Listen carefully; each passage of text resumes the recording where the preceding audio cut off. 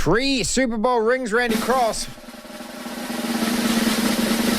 What a resume that we've got in front of us here for Randy Cross. 3 Super Bowls, 3-time first-team All-Pro, 3-time Pro Bowler, College Football Hall of Fame. And you're joining us here on the platform to talk about the upcoming Super Bowl. Welcome to the show, mate. Well, thank you. It's going to be one heck of a game. Well, are these the two best teams? I know that the NFC top seed are there, but obviously KC weren't the top seed. But in your mind, are these the two best teams in the league this year? I'm a little surprised. I think the two best teams for the better part of this season were Baltimore and San Francisco. But Kansas City, to their credit, was able to go to Baltimore and knock them off and suppress, Jackson's ability to really make plays. And that was the difference. They got themselves another trip to the Super Bowl, and they're putting a pretty good run together. So their ability to analyze that particular offense and shut it down, how much is of a worry is that then for San Francisco? It's not totally dissimilar to what San Francisco does. They're both predicated on having a very good physical running game and offensive line. They both like to use multiple tight ends. They both like to do a lot of different formations and a lot of different motion out of those formations that make the defense sort of declare to the quarterback as to what they're going to do, whether it's man on one side or zone on the other, or, exactly what's going on, which is an advantage to a guy like Patrick Mahomes, or for that matter, even to Brock Purdy on the other side. When you can get those kind of tells out of a defense, it really makes your job, it doesn't make it easier, but it makes the reading of the defense much simpler. On the San Francisco side, this is, Mr. Irrelevant. We all know that. It's a great storyline with Brock Purdy. This is another step up again. How confident are you that he can be the guy to lead your old team to glory on Monday? Well, the great thing about him, despite all the naysayers that want to take shots at him on the way up here, is you can make the statement that he didn't play well the last 2 playoff games, and you would be 100% accurate. He did not play his best the last 2 games. What he did do was in the big spots, when they got the opportunities, when they had to have the yards, when he had to scramble and get a first down, when he had to throw a touchdown, to get the lead, he did it. And, ultimately in this game, that's really what it's all about. It's, there's an old famous Broadway play called Glenn Ross. I know it well. With a great line, a great line in it that said, "Coffee's for closers." And Brock Purdy has proven through the course of, these last 2 years, but especially, 2023 and into 24 here, that, he's a serious coffee drinker. He enjoys the closing moments of games. The keys for your 49ers, that offense, with Debo and obviously McCaffrey and Kittle, you just say those 3 names. Those are 3 of the best guys in the business. If those 3 guys are making yards, say they make 50 to 60 each, is that the winning of the game for you? That's pretty close. You look at this, I think these offenses, like I said, are pretty close together as to what they want to do.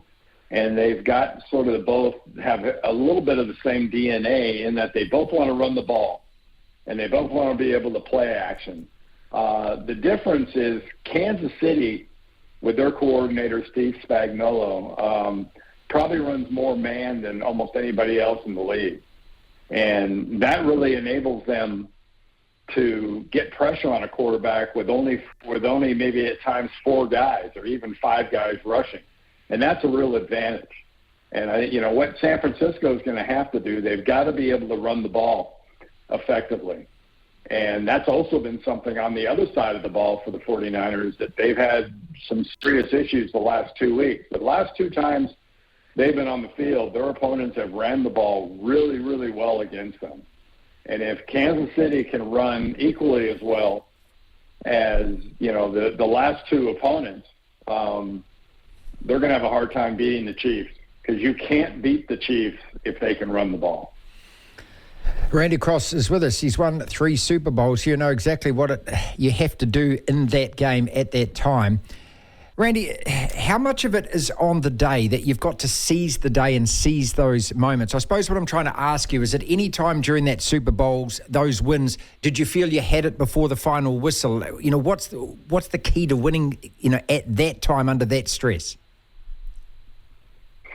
It's, there are going to be defining moments through the course of a game. And if you go through the history of, heck, not only this sport, but most every sport, you've got to be able to make extraordinary plays at ordinary moments.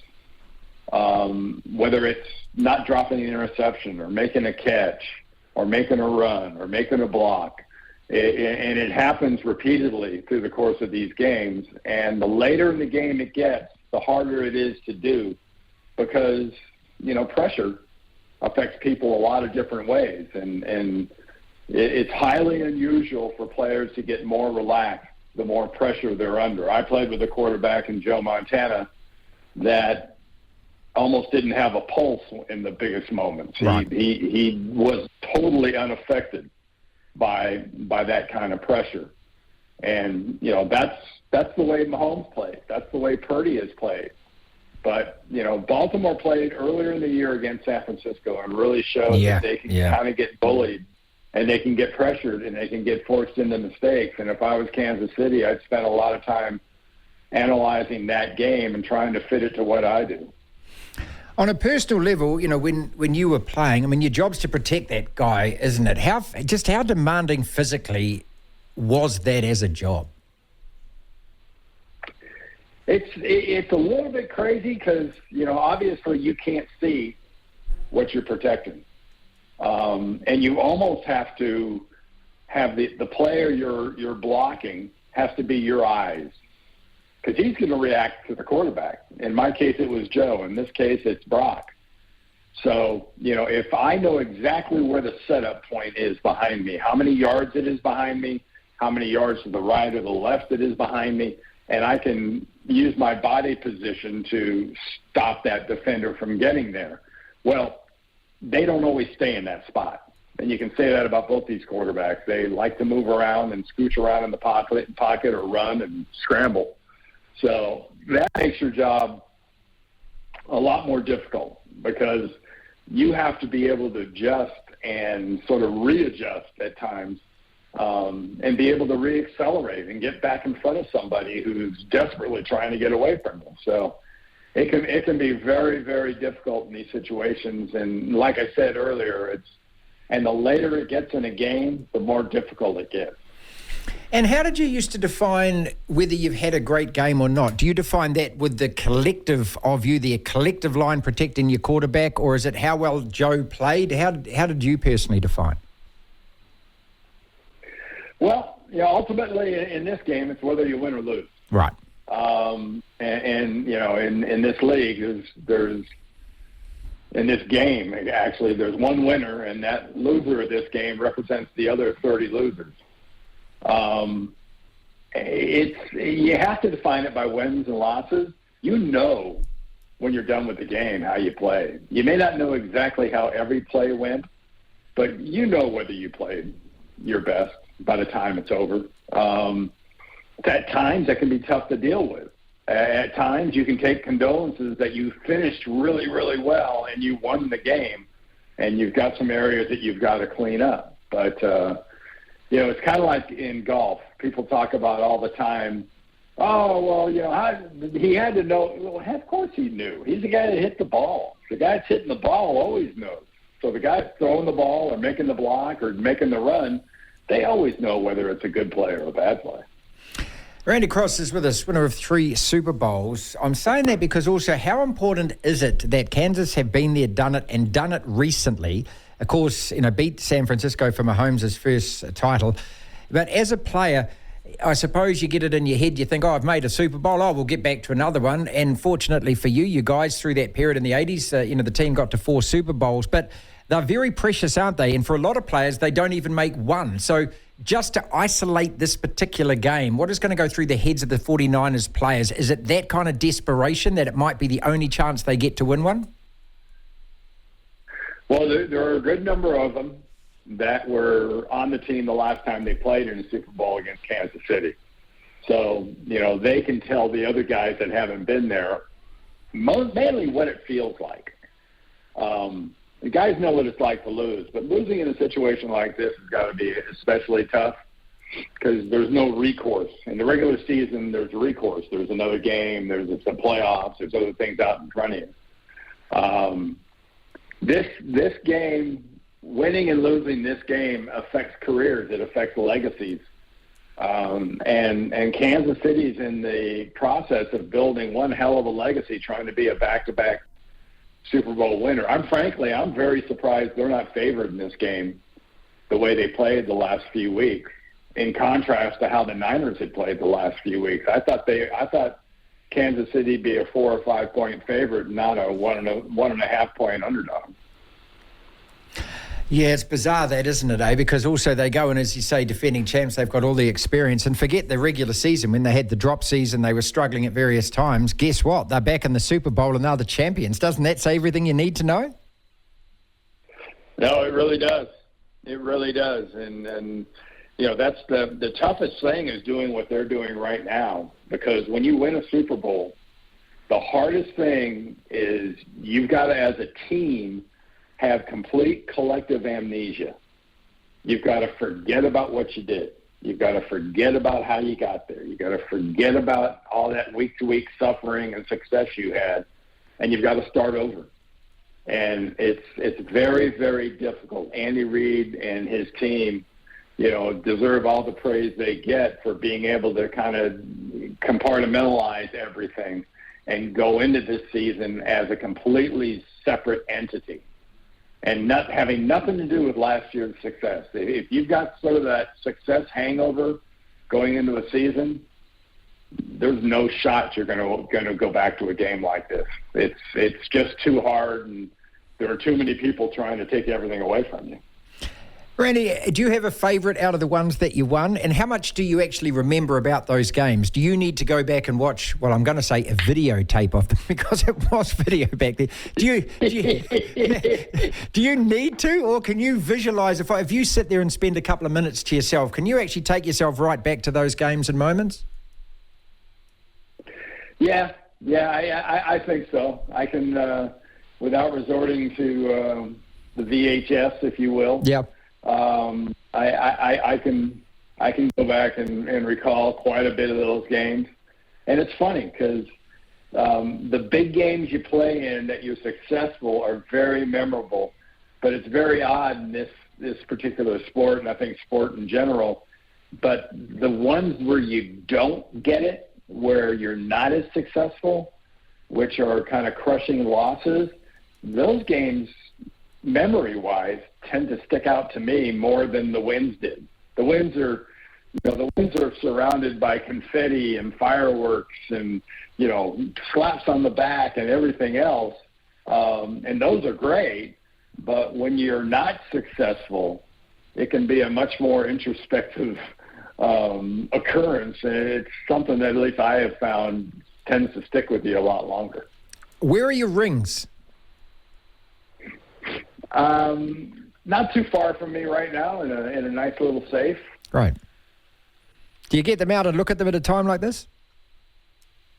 Yeah, on occasion. I wear them when I'm on the air, when I'm doing TV, or if I'm, at an appearance type thing, because people love to see them. Yeah. I never wear all of them at the same time. But yeah, it's an interesting group because the first one, Super Bowl 16, was my first championship, and that's very special. And my last one was Super Bowl 23, and that was my last game, so that's very special, in and of itself, being able to go out that way. But Super Bowl 19, the team in January of '85 that beat Dan Marino and the Dolphins, that was the best team I played on, and that was probably to me the most special Super Bowl. Well, everything's changed. I've got a couple more questions. Thank you so much for your time. Everything's changed. I managed to get to Candlestick Park back in the 90s, and you look at that place where you played compared to where the new stadium is now. Man, oh man. I mean, it's like playing in a car park, wasn't it?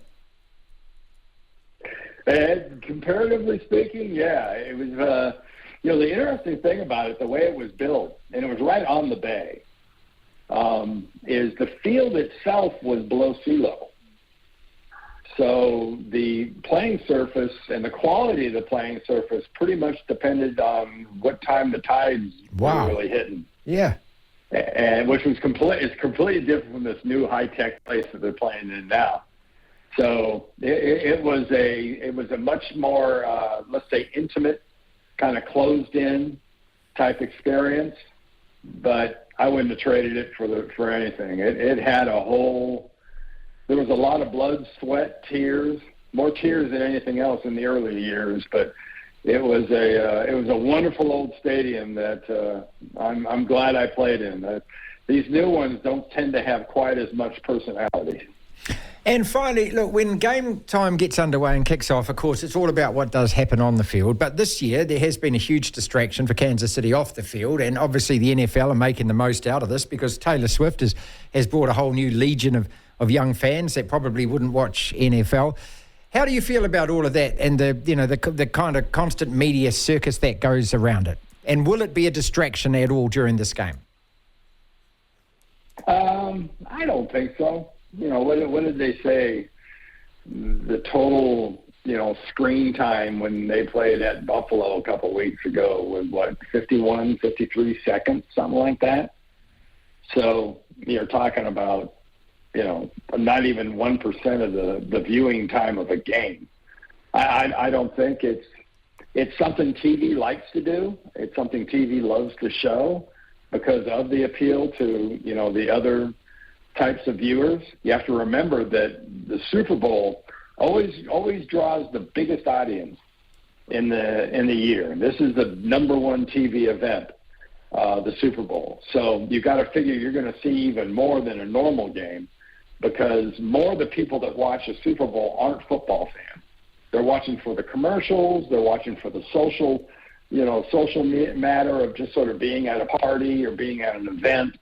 So something like that is very, very important to them. The people that are actually playing the game, I don't think it means anything to them at all. But, I think if you're a viewer, you can't help but be affected by it. Are your 49ers going to win this time? I think they are. They're 5-2 now in Super Bowls. Won the first 5 and then have lost the last 2. One to Baltimore and then one to Kansas City a couple of years ago. And I think they've learned their lesson. I think they've learned the difference. I think they've learned, the experience is something that's a shared experience. The experience is something that is not much of a me experience. It's very much a we experience if you're going to win it.